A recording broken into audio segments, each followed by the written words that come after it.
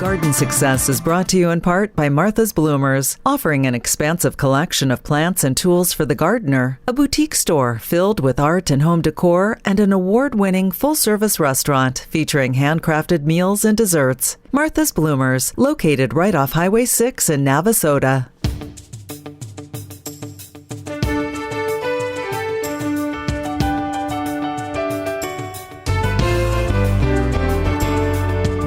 Welcome to Garden Success with Stephen Brueggerhoff, the show designed to help you have a bountiful garden and a beautiful landscape. Call in now with your lawn and garden questions at 979-845-5689 or email your questions to gardensuccess@tamu.edu. And now, Texas A&M AgriLife Extension horticulturist Stephen Brueggerhoff.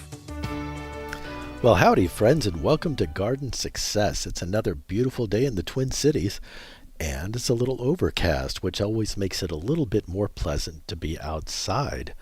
You've heard me say it before. As soon as I get off work, I'm out of my backyard, rain or shine. Right now, we haven't quite hit 100 in the area, 100 Fahrenheit, but there's always hope for the future. Anyway, I really do appreciate your support and would love to hear from you. If you have an opportunity to call in and talk to the expert at 979-845-5689, of course, I'd love to hear about your garden successes, some of the successes that you've had in your landscaping efforts, or if you have some challenges, of course, some of those issues that may happen to you, not at you, but more to you and your garden. So please call up 979-845-5689. Or if you're a little shy, of course, you can always send an email to gardensuccess@tamu.edu. Every week we're here every Thursday at 12 o'clock up until the top of the hour. So we'll be exploring some gardening topics with you. I'll also share some information or some discussions, correspondence that I've had with some of our residents over the past week. And I'd like to follow up on one of the individuals, one of our residents that called up last week. I believe it was last week. It's Elizabeth. She was following up on a conversation that we had regarding her Asiatic Jasmine. So she sent me a couple of pictures of the area. And a couple of struggling plants that were within that area as well. So thanks again, Elizabeth, for following up and sending me an email. For our listeners, of course, I did send a response to Elizabeth through email, and I'll read that, or I'll summarize that for you. Again, the pictures that Elizabeth sent were outstanding, and it provided me a clue as to what might be suppressing the Asiatic Jasmine growing in her landscape bed. Now, in this case, from what I saw, and again, this is not any fault of anyone, including Elizabeth. It's just a matter of modifying a little bit of the environment to assist that plant in growing strong. Now, from what I remember from Elizabeth, it was growing very well, and then within the past, I think, year or something like that, the plants have been reducing. As far as the population goes, they may have been affected by the cold snaps that we got over this past winter, which is an environmental stressor. So I'll just kind of go through the checklist that I have. Now, while Asiatic Jasmine is shade tolerant, now from the picture that I saw, there was a shadow cast by a nice tree in her front. I'm assuming that's in her front yard. Regardless of whether it's in the front or the backyard, there was quite a bit of shade that's being cast by a lovely tree. That is a benefit to our home budget, right? Reduces some of the expenditures that we have on electricity of cooling that house down during the summertime when it's really hot. Unfortunately, it can have an impact on plants like Asiatic Jasmine. There are some plants that are shade tolerant, right? I like to use the word tolerant rather than proof, so not shade proof, but shade tolerant, that they'll exist in. In this case, for Asiatic Jasmine, it can survive and thrive in a moderate or even a deep shade environment. However, it does need some sun exposure.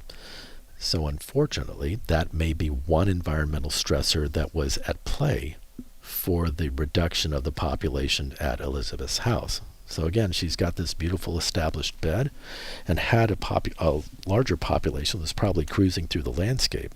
But I suspect that the shade provided by that tree was diminishing its capacity to perform at optimum for this plant. So even though it's shade tolerant, there's always going to be a point where the plant's going to need a little bit more sunlight to perform at its optimum. So, but I recommended to Elizabeth not to thin the tree out purposely just for the Asiatic jasmine. Tree cultivation, tree maintenance is a separate issue as well, but it is related to this.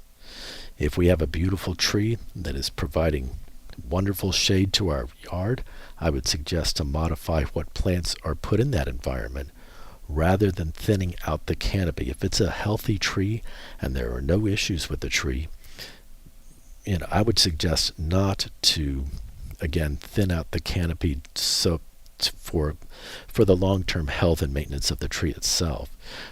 Malpruning practices are performed annually. You can see it driving down the street.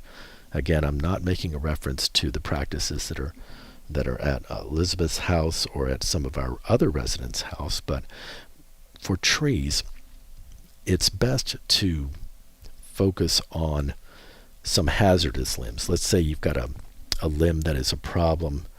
You've got a tree that has produced a limb or a branch that's going to interfere with your path around it while you're mowing. Well, that's one issue, and certainly you can modify that. If there are dead branches in the tree, you can remove those at any time of the year. But as far as annual thinning of the canopy, remember that trees are like most plants, right, that we're familiar with. I'd say 99% of the plants that we're familiar with on this good green earth, they are creating their own food, if you will, through a photosynthetic process. And so beautiful, let's just say an oak tree, live oak tree, has a lot, hundreds and hundreds of tiny little leaves on it.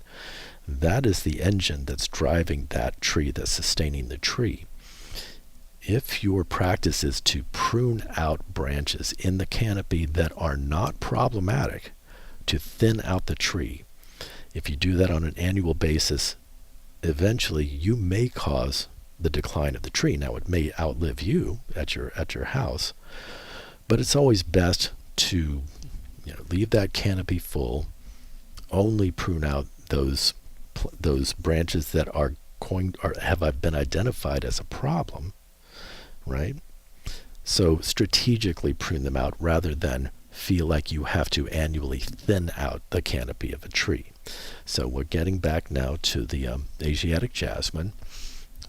Shade is one of those issues for this plant, but I'd also caution Elizabeth not to prune out the canopy just for that plant. In other words, she may consider another plant that she could put into that environment. Another thing that I noticed is that, and again, Elizabeth, if you're listening, I couldn't really tell if there was a really thick layer of mulch in that bed, right? So I saw a lot of fallen leaves, which is appropriate. You can mulch with leaves.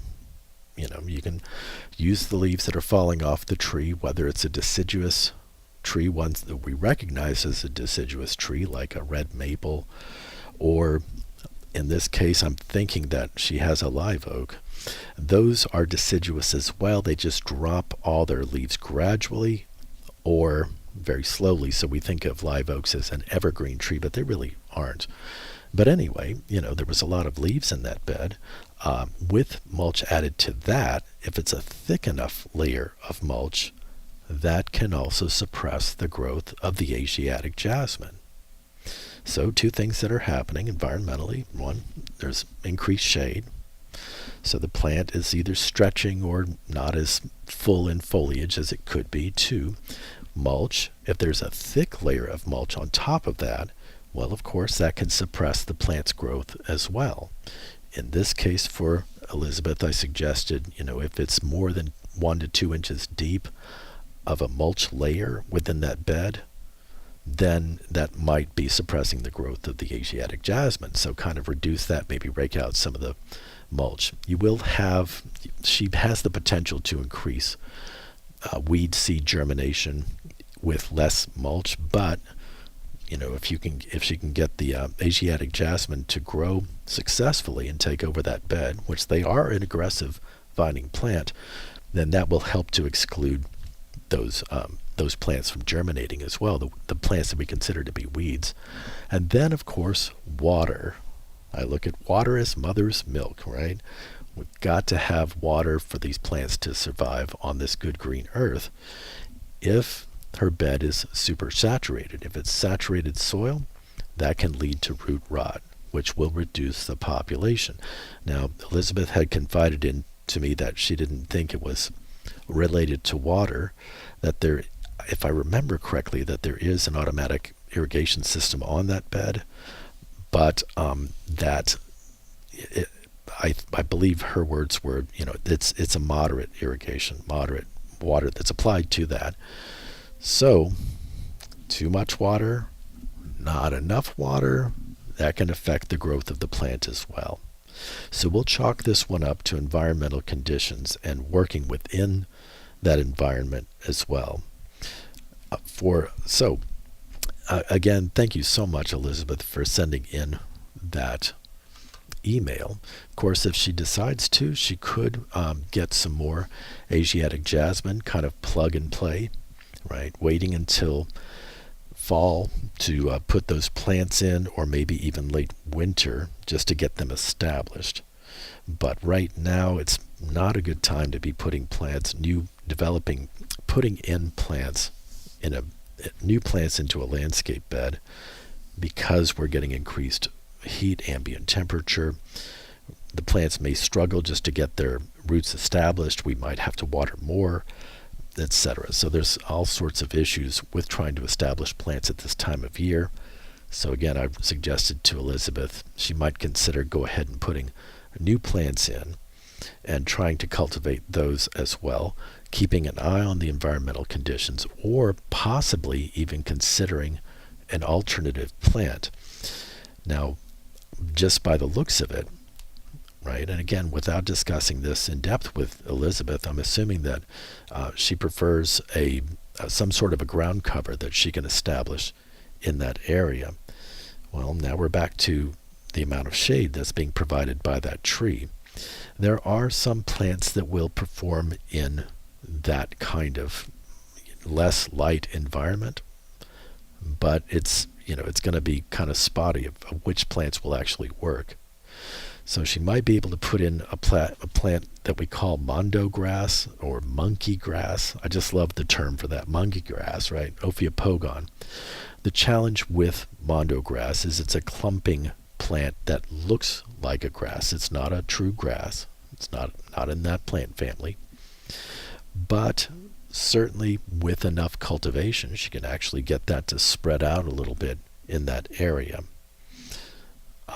There are other plants that she could put in a more densely shaded area, and I'm drawing a blank. Well, there's this one called Purple Heart. Purple Heart is a Tradesantia species, genera. It's spelled Tradescantia. That's a mouthful. But certainly there are different species of Tradesantia that would work in a more shaded environment. They will sprawl a little bit. They're not as aggressive as Asiatic jasmine, but certainly they can add a little bit of color to the area. I've worked with a native plant called heartleaf skullcap, but the caveat with that, you need to put it on the edge of the bed. It needs some sunlight exposure to really take off and thrive and survive. A heartleaf skullcap is in the mint family.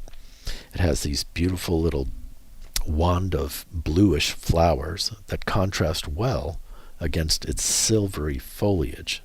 Now they're individual plants, and again, they perform better with a little bit of sun exposure, but certainly you can try a plant like that out in addition to what you've already got planted out. Another one that I've seen used in that kind of low light environment is a plant called Wedelia. I believe it's retained that the common name for it is the same as the botanical name, Wedelia, Wedelia. So one that's commonly used, and I've seen it used around campus, as a matter of fact, around some buildings, it's a beautiful plant. It can establish itself quite successfully. It is aggressive. I'm going to be careful with how I use my terms. I'm not going to say invasive. It's definitely aggressive. But Wedelia, the downside to Wedelia is it will appear to be harmed by a freeze, right? So if we get a freeze, it's going to kill the top growth, but it can establish itself well enough. It will come back from that, So it'll look burned for a little bit after a harsh winter, but it will come back. So very successful plant. But again, just think about for the rest of us, for all of our listeners, think about what you're trying to establish in your landscape, how you want that to look. What are your goals for that garden? Are you trying to provide some sort of a green ground cover? Well, there are plants that you can use in that environment, some that are adaptable to low light conditions, but also think about how the plant grows. Some of them are successful because they are aggressive and they will get into other areas of your landscape. So it's kind of a long vision. Always think about what your goals are, the kind of plants that you can put in that environment that it exists in, what kind of resources you need to get to that, and then consider maintenance. You might put in a plant that seems like a good idea now, but it might be a little challenging as far as working with it in the future. All right, so I'm getting off on a tangent now. But thank you very much, Elizabeth, for sending in that inquiry. I really do appreciate questions like this. It gets my brain churning a little bit, and it provides a moment of contemplation and discussion, which means you can call 979-845-5689. Maybe you have a plant that you're currently working with in your landscape, and you're just itching to talk to Stephen B. So just call up and let me know what you're working with successfully in your landscape as far as a ground cover. Well, it was inevitable. It was inevitable that I would get a question about trees. You may have heard me say this before. A lot of the questions that I get, and it's a generality, folks, so please bear with me, but the majority of questions we get seem to be related to turf, seasonally to tomatoes, because tomatoes are constantly on my mind, except for figs. Those are always on my mind, and trees. And of course, we did get a question from a resident named Vic. Vic sent in a lovely image of his tree. It was such a good image that I could identify exactly what's going on with his tree. So he says he lives in College Station, and he has a tree with some sort of fungus on it. He'd like to know what he should do about it. And of course, I got a great picture from Vic, and I don't have a good story for Vic. Unfortunately, I'm not laughing at the circumstance, just it's ironic. So, yep, he had mushrooms growing alongside his tree. So, I'll describe it to you, folks. And you may have heard me talk about this phenomenon over the past year as well. Have y'all ever heard of a mushroom that you've seen coming out of a tree, and you've heard somebody talk about it as an artist conch or a conch, right? Or you may just think of it as a mushroom. It is a mushroom. Technically, it's called a polypore. Polypore. So what a polypore is, it's a diverse group of fungi, like it is a mushroom, right? It's a kind of mushroom that have pores underneath their cap. So once you see that mushroom coming out of the side of your tree, it's in its reproductive stage. It's going to release spores through those pores as that fruiting body matures. So what we're looking at is the fruiting body of that entity, right? That biological entity. So it is a mushroom. And of course, they're commonly called shelf fungus. In this case, they kind of looked like a grouping of mushrooms called a bracket fungus. Once they come out, pretty much the damage is done. So I thank Vic for that wonderful image, but he has bracket fungus that is like a casket. It almost looks like one of those. I've never participated in this activity, but there are places where you can go to a climbing wall, and you have these little projections on the wall, and you can climb up that. Maybe in my younger years I could do that, but right now, no way. But you just climb up the side of the wall, pretend like you're on a mountainside or a cliff, but you're perfectly safe because you're in an indoor environment. It kind of looks like those little handholds that you see at those climbing facilities, right? But it is just covered in this pattern up the side of his tree. Oh boy. So, unfortunately, once you see that, that means that there's pockets of decay inside the trunk, right? You can just imagine that there's a decay chamber inside that trunk. So, these kind of mushrooms are decomposers of non-living woody tissue. Unfortunately, the tree had been infected at some point in the tree's life. I'm not skilled enough to say, well, this happened yesterday or a year ago. Could have happened several years ago. And this fungal pathogen is just cruising through the heartwood of the tree, and now it's ready to reproduce, and it's expressing those conchs on the outside, or those little handholds, right, on the outside of the tree itself. So what I suggested to Vic, of course, is to contact a certified arborist. Now, from my office, we have from the previous horticulturist, our beloved Skip Richter. He did create a list, and he kept up with it, and I just edited it not too long ago. We do have a list of a few arborists that are within the area that are certified with the International Society of Arboriculture. Right? That means that these individuals have gone through a rigorous program so that you can be confident that they are knowledgeable to know what they're talking about. Anyone that you contract, of course, they may provide free consultation, or they may charge you. They've got to pay for the meals for their babies as well, just like we do. So don't let that deter you, folks. If you've got a beloved tree and you think that it's hazardous and it's something beyond my scope of assisting you with, then I would recommend that you contact a certified arborist. So we do have a short list. I cannot identify an individual. I have to list several in the area because we can't favor one business over another. Rather, we're providing you with with individuals that are certified that can provide that service with you. So if you have a challenge with a tree in your landscape, of course, you can send me an email with excellent clear pictures to gardensuccess@tamu.edu, and we can explore that further. And I may default to that list if I can't figure it out. So for Vic, you got a decay chamber in that tree. Is the tree still sound? Well, that's where you need to have a certified arborist to come out and check that out.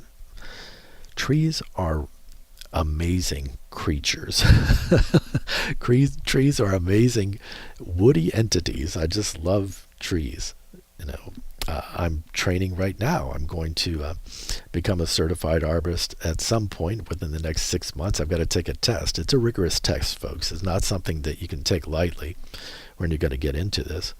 But certainly I'm building on my skills. But I do know that trees have the ability to compartmentalize tissue effectively, right? They seal tissue to kind of stop the damage that decomposers like this fungi, their activity is completely just to decompose that material on that non-living material within that tree. But the tree has the ability to kind of section off that decay as well. So the tree may be sound. In Vic's case, it may be sound, but it may not. It may be compromised to the point that removal may be necessary. So we always hope that it doesn't come to that. But, of course, we do have some resources to offer that will be beneficial to you as a resident. Well, speaking of trees, let's see. I had another question from one of my colleagues in Harris County, Stephanie. She said that somebody had stopped by her office asking for a tree identification.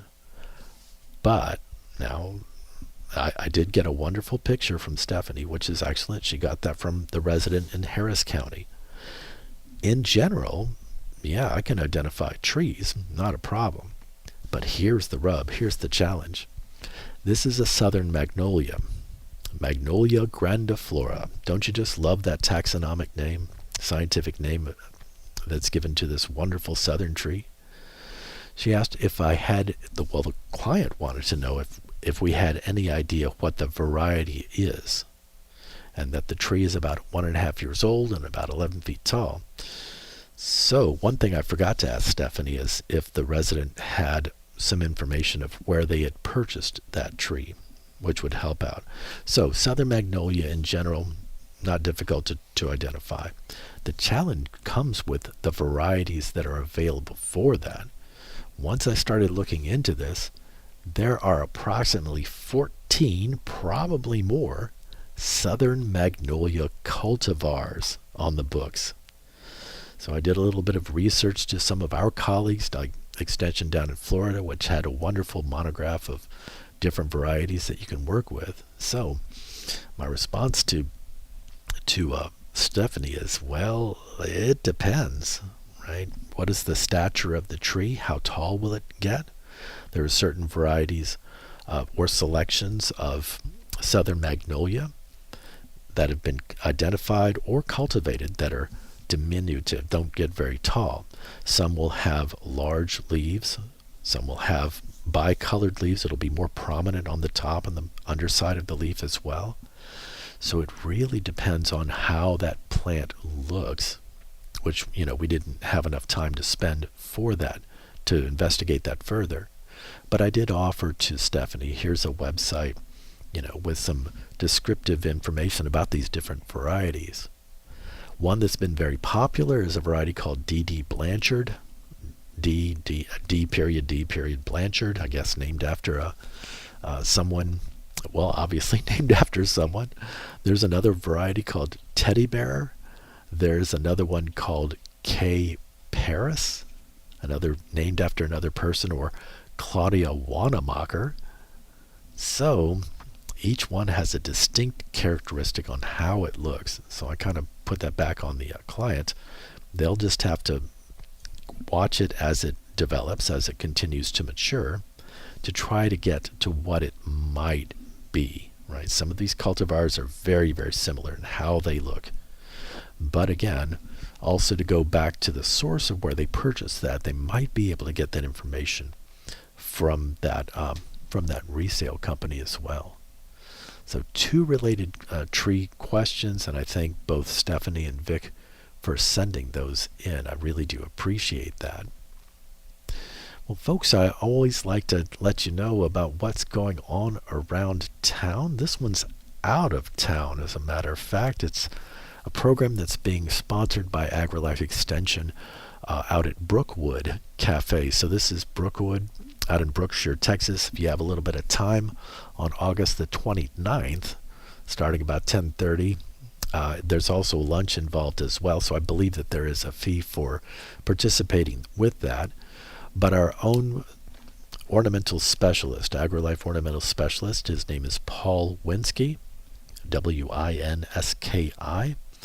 Paul has been working with some field trials down at Brookwood itself on site, and he's going to talk about the latest in field trials, reveal a little bit about the research that he's doing with Texas Superstar plants. Texas Superstars is a list of plants that have been identified by AgriLife Extension that will perform well across the breadth of Texas. It's a great program. There's some wonderful resources online, a brochure online as well. And Paul's going to at least tell those folks attending on the 29th of August a little bit about his research and some of the successes. And, of course, there's a little bit of challenges with any kind of research that you do. So we thank Paul for hosting that on August the 29th at the Brookwood Cafe in Brookshire, Texas. Other than that, you've got a great program here, Garden Success, every Thursday starting at 12 o'clock. But don't forget our partners as well with the City of College Station. Waterful Wednesdays, every Wednesday, 7:42 a.m. in the morning. It's a radio spot with Jennifer Nations. She's the Water Resource Coordinator with the City of College Station. She's got great information about potable water, such as best practices and procedures, as well as safety tips. And you can always enjoy those programs when you go online or in your car or on your radio to KAMU FM 90.9 on the dial. Great resources for you to help improve both our gardening practices as well as conservation practices with water. So I talked about magnolias. So do y'all want to talk about honeybees? Yes. We had Dr. Rangel on a few weeks ago. That was a recorded program, but that is archived on the KAMU FM website under Garden Success. You can enjoy that program and listen back to it and learn a little bit about the bee programs that are happening in our great state of Texas. But what I'm doing is I'm referencing an article that just came out recently from AgriLife Today, and it does relate to a free webinar or no admission webinar that you can enjoy on August. You can participate with that's coming up soon. The article was released on a couple of days ago on the 18th, but I'll read from the article. Okay, I'm quoting. Y'all ready? Texas beekeepers lost 61% of their honeybee colonies, nearly 60,000 hives over the past year. This is according to the most recent statewide survey of more than 400 beekeepers. So this is one of the steepest declines in beehives ever recorded in Texas, and this is information provided by Dr. Garrett Slater. He's a Texas A&M AgriLife Extension Service honeybee specialist and assistant professor in the Texas A&M College of Agriculture and Life Sciences Department of Entomology. He's situated up in Overton.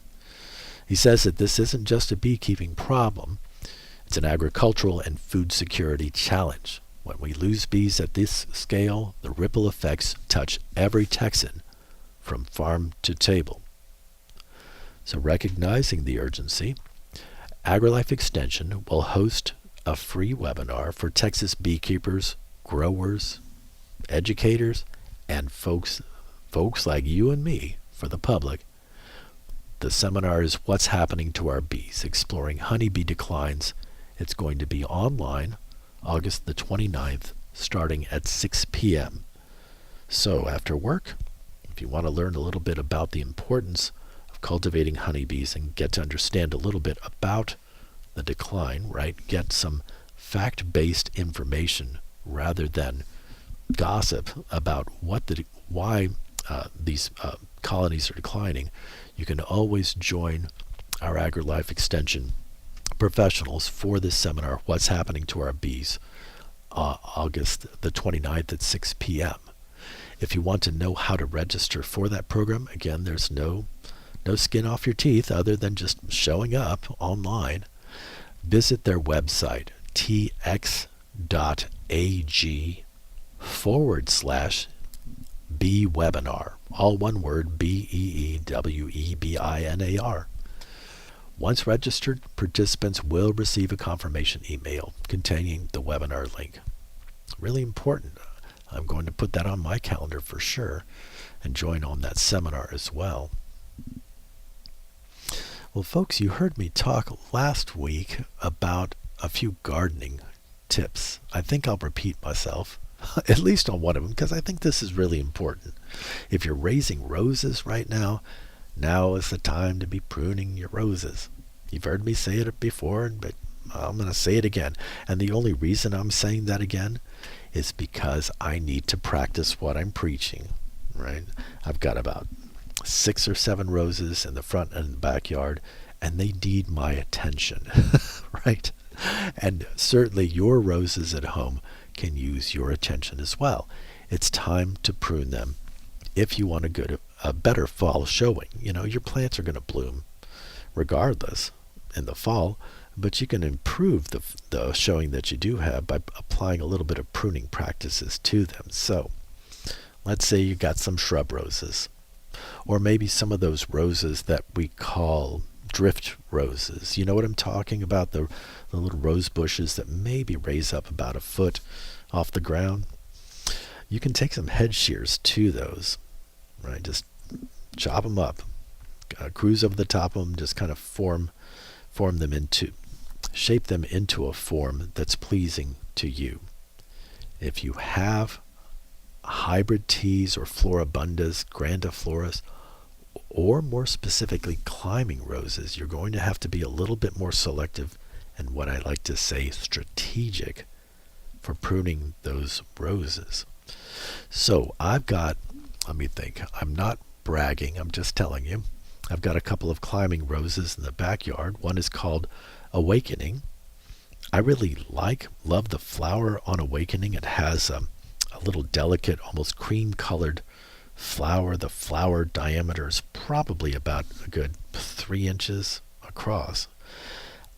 Unfortunately, Awakening, I thought it was, well, I've got some black spot on my roses. I'll just be honest. I got black spot, and I'm dealing with it. Any foliage that falls off or any foliage that I can pluck off and still have the plant functioning, right, through photosynthesis, that photosynthetic action. You remember me talking about that in trees at the top of the hour. Certainly I'll do that. For the black spot that I have, I'm just making sure that the plant has enough air movement through it and that I'm not watering those plants on the foliage to help that would aid in spreading that fungal pathogen. Typically with black spot, you might see them on the lower foliage, the lower part of the plant itself, and then it starts cruising up as those spores spread from leaf to leaf, and oftentimes it's through humidity or increased humidity or water splashing those spores from one leaf to another. I seem to have it somewhat under control, but Awakening, even though I love the flower on it, unfortunately it's got a little bit too much black spot on it. So I'm just kind of monitoring it. I'm not applying a fungicide on it. I'm just trying to apply a little bit of cultural techniques and sweat equity to keeping that under control, and it seems to be working. But anyway, the plant itself, the vine, has almost a wiry growth habit. It kind of curves, and it's not a straight cane, right? These canes kind of curve as they grow. It's really interesting, and it's a beautiful plant. But we'll see how well I can maintain it over the next couple of years. I may decide to gift it to one of my friends or my family. Certainly I can do that, telling them, a little bit about the plant.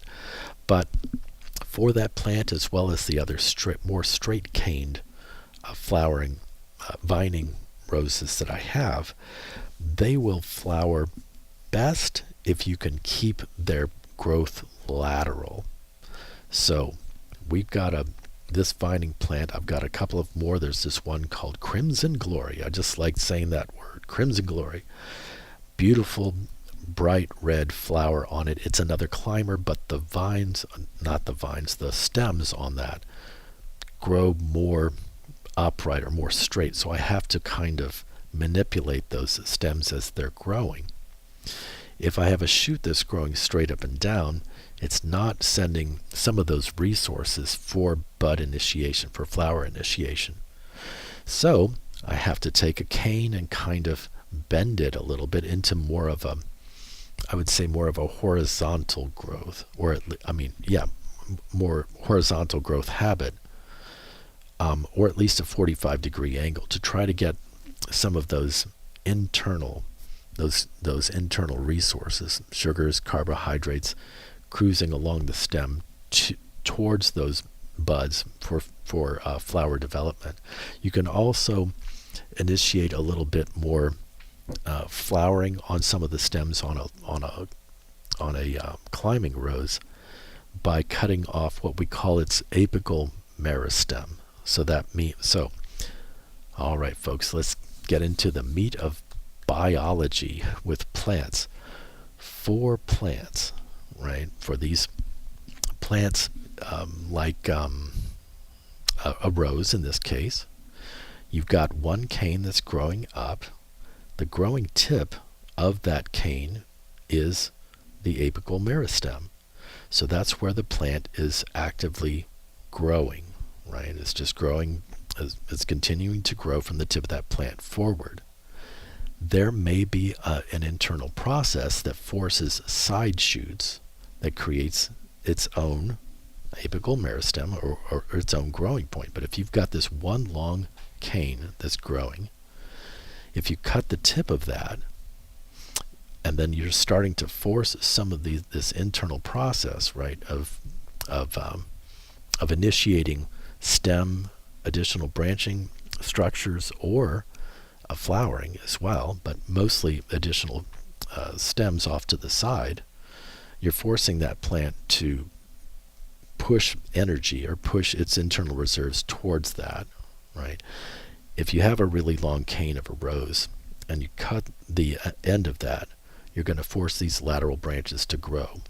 If you bend that over a little bit, you can also guide, in a way, kind of guide where that internal process accumulates, and get flowering, some good flowering off of that. So again, pruning a climbing rose, there's a specific way that you do that. We're trying to initiate some lateral growth that in itself has more of a potential for flowering for you. If you have one long cane that's growing, you'll still get flowering off of it, but you'll increase a little bit more flowering just by cutting off that tip or that growing point of the really long cane, and then guiding those side branches accordingly. So get out there and prune your roses, folks, for a good fall showing. I know that I want a good fall showing, and I know that you do as well. Well, folks, we've got about another 15 minutes on the clock. Of course, if you have an opportunity, I would love to talk to you at 979-845-5689. Now, there was another article that I read online, and this one is from a resource called the Garden Professor's blog.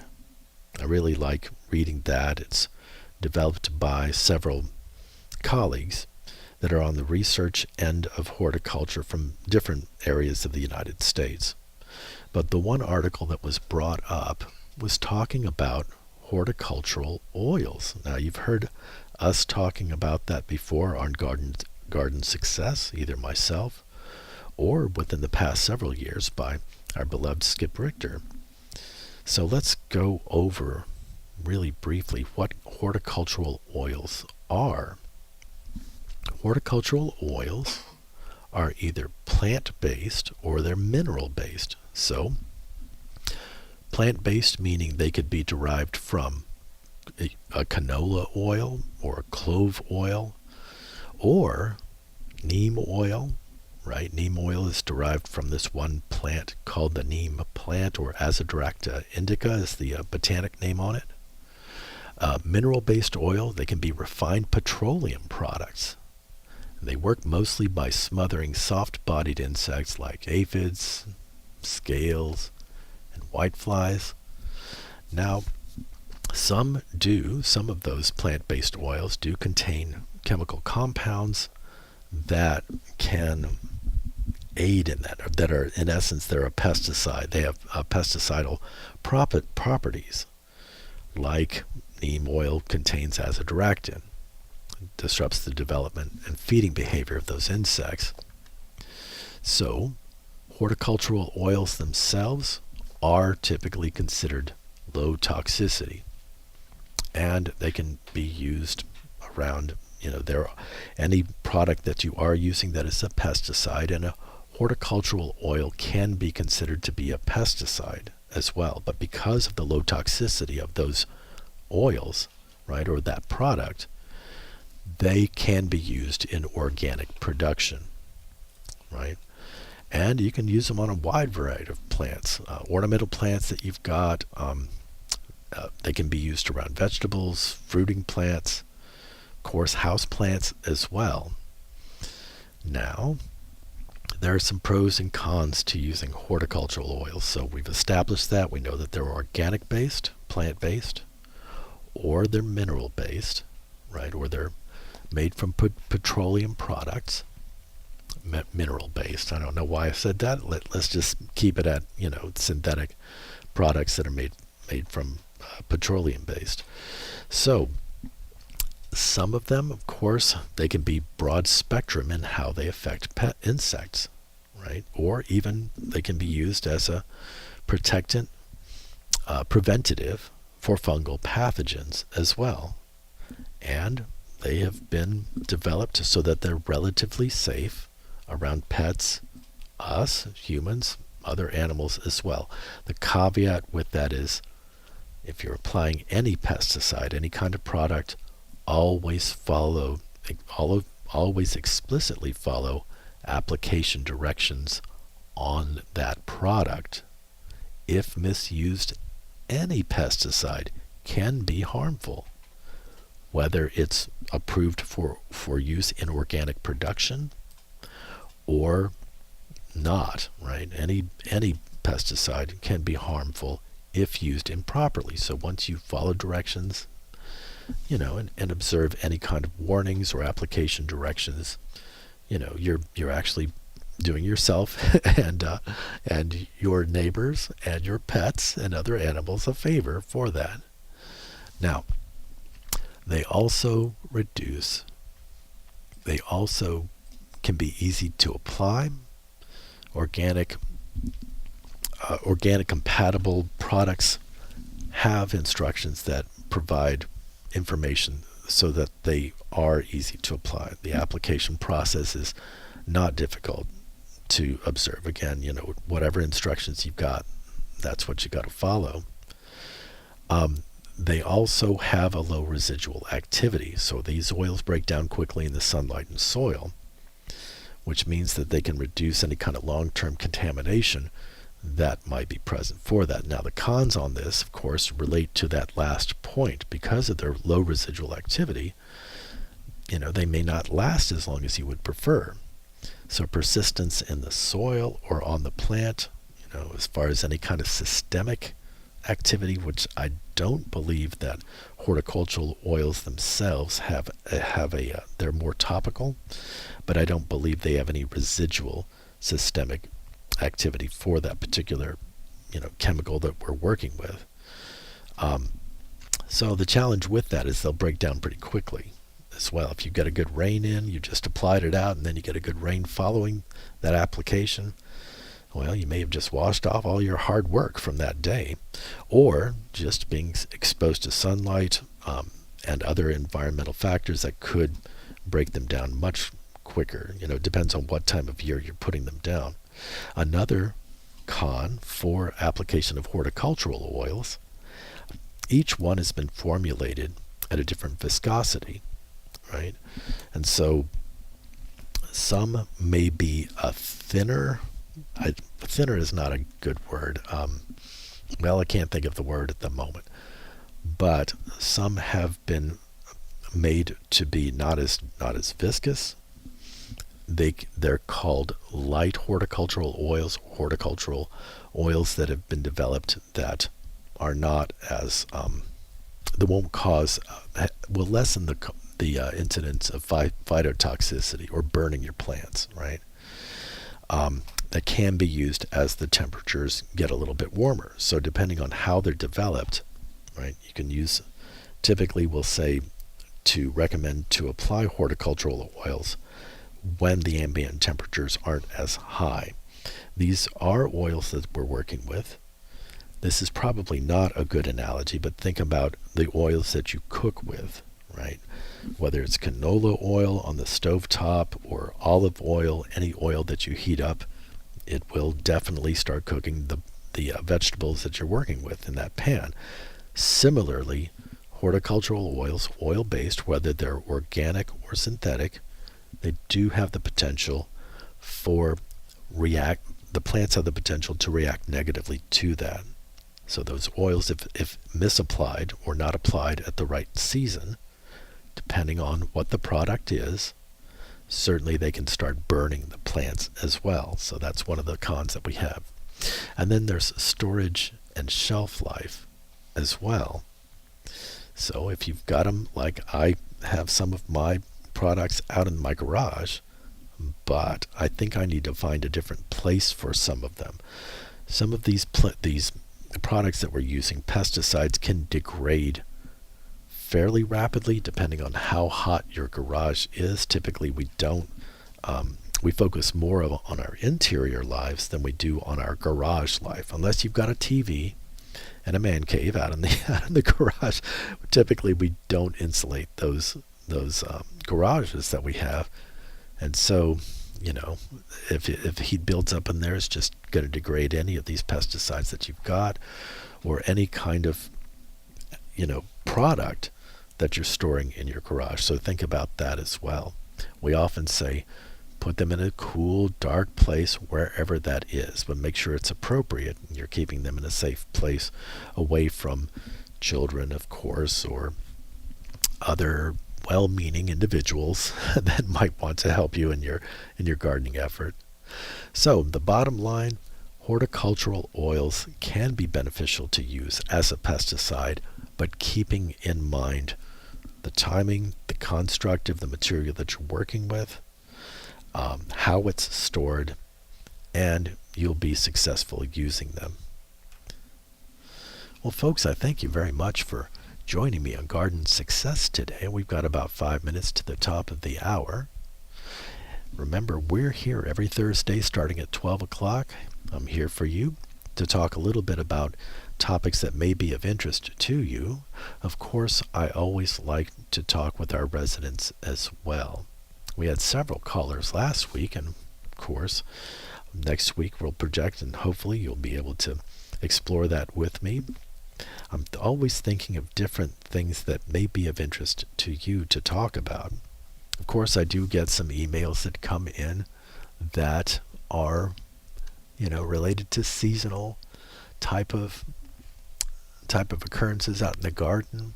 Of course, recently we just had some tree questions, and just to kind of round up how we did start at the beginning of this program, I was talking about trees. As a matter of fact, I just received another email this past Friday of another individual that has an oak tree that has a little bit of decay in it. Well, and this one is from, Kathleen. So Kathleen, thank you very much for sending in the email.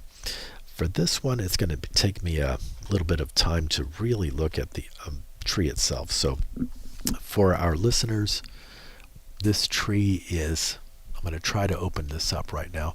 The tree itself, it does have some flaking bark on it.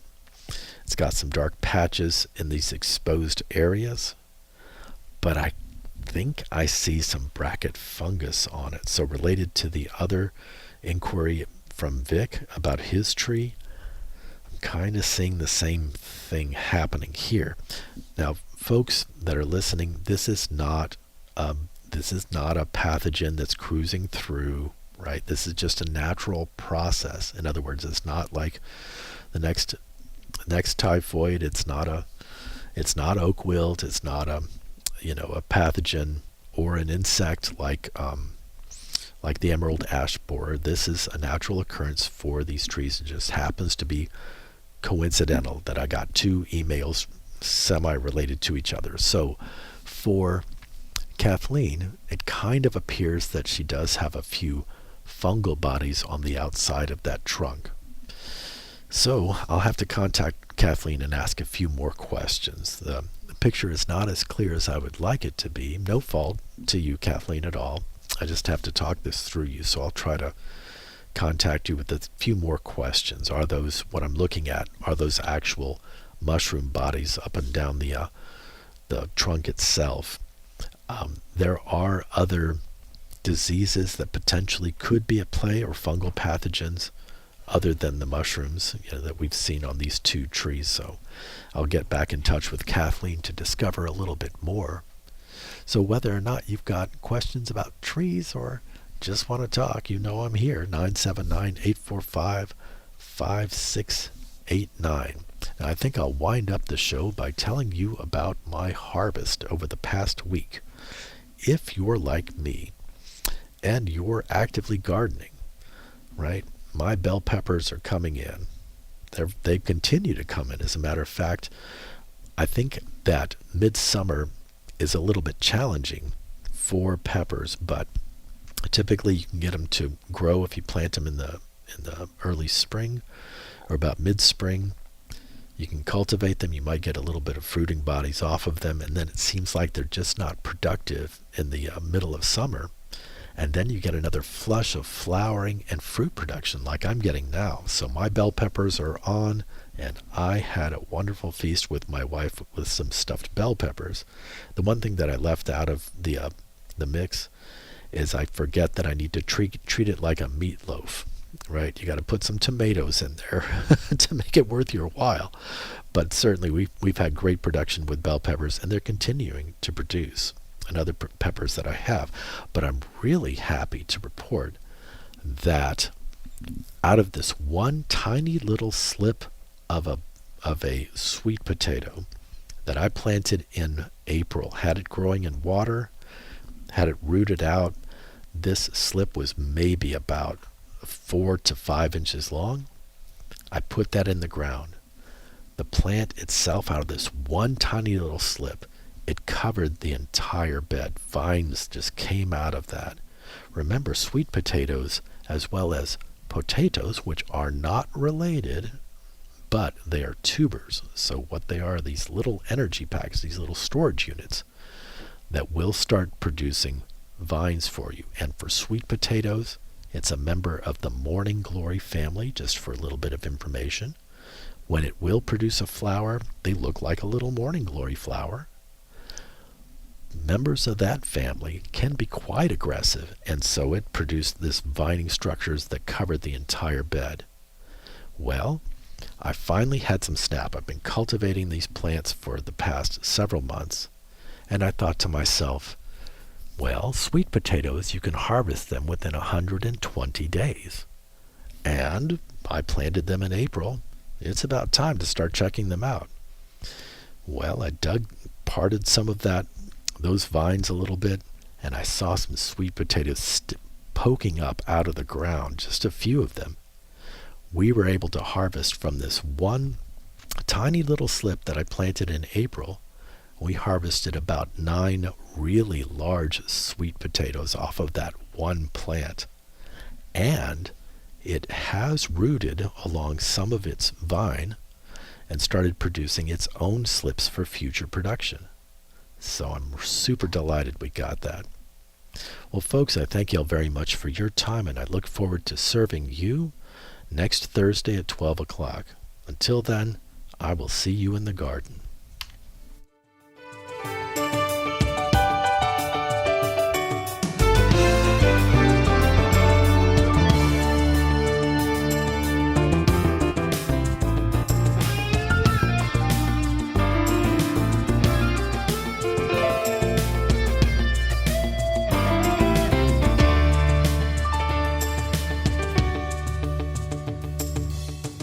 You've been listening to Garden Success with Texas A&M AgriLife Extension horticulturist Stephen Brueggerhoff. Join us again next week as Stephen discusses your questions about gardening and landscaping in the Brazos Valley.